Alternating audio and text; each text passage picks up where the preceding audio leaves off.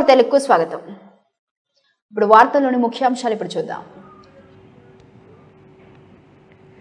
రాష్ట్ర ప్రభుత్వం పేదింటి ఆడబిడ్డల కుటుంబాల్లో వెలుగులు నింపాలనే సంకల్పంతో కళ్యాణ లక్ష్మి, షాదీ ముబారక్ పథకాలను ప్రవేశపెట్టారని టీపీసీసీ ఉపాధ్యక్షులు, మేడ్చల్ కాంగ్రెస్ పార్టీ ఇన్ఛార్జ్ తోటకూర వజ్రేష్ యాదవ్ తెలియజేశారు. మంగళవారం రోజున సమ్మర్పేటలోని ఎస్ఎస్ఆర్ పుష్ప కన్వెన్షన్ హాల్లో ఉమ్మడి గట్కేసర్, ఉమ్మడి మేడ్చల్, ఉమ్మడి శామీర్పేట మండలాల పరిధిలో లబ్ధిదారులకు మంజూరైన కళ్యాణ లక్ష్మి, షాదీ ముబారక్ 8,05,00,000 చెక్కులను ప్రభుత్వ విప్ చీఫ్ పట్నం మహేందర్ రెడ్డి, ఎంపీ ఈటెల రాజేందర్, ఎమ్మెల్యే మల్లారెడ్డిలతో కలిసి లబ్ధిదారులకు పంపిణీ చేశారు. ఈ సందర్భంగా వజ్రేష్ యాదవ్ మాట్లాడుతూ, కాంగ్రెస్ ప్రభుత్వం ఏర్పడి తర్వాతనే మళ్లీ ఇందిరమ్మ రాజ్యం ఆరంభమైందని, గ్రామాల్లో ఇందిరమ్మ ఇల్లు కొనసాగుతూనే సంక్షేమ ఫలాలు ప్రతి నిరుపేదకు అందుతున్నాయన్నారు.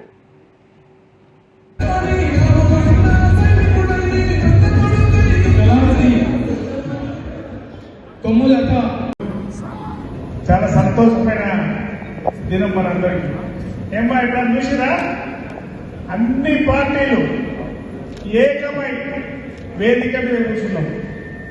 పార్టీలకు అతీతంగా పెద్దలు మన ప్రభుత్వ విప్పు ఎమ్మెల్సీ మహేందర్ రెడ్డి గారికి, అదేవిధంగా మన పార్లమెంట్ సభ్యులు ఈటెల రాజేందర్ గారు పనుండి పోయిండు, ఆయన కూడా మాట్లాడిపోయిండు, ఆయనకు మన మల్లారెడ్డి గారికి, అదేవిధంగా వేదిక మీదటువంటి అన్ని పార్టీల నాయకులకు, కాంగ్రెస్, టీఆర్ఎస్, బీజేపీ, మన నియోజకవర్గంలో ఉన్నటువంటి 800 మంది ఎవరైతే చెక్కులు తీసుకుంటారో మీ అందరూ కూడా పేరు పెట్టిన ధన్యవాదాలు తెలుపుతూ, గౌరవ ముఖ్యమంత్రి గారి ఆదేశానుసారం వేదిక మీద ఉన్న ఆర్డీఓ గారు, ఎంఆర్ఓ గారు, మాజీ కార్పొరేటర్లు అందరూ కూడా ఒక పండుగ వాతావరణంలో ఈరోజు 8 కోట్ల రూపాయలు మీ అందరికీ ఇవ్వాలనే ఆలోచనతో మేమందరం వేదిక మీద ఉన్నాం.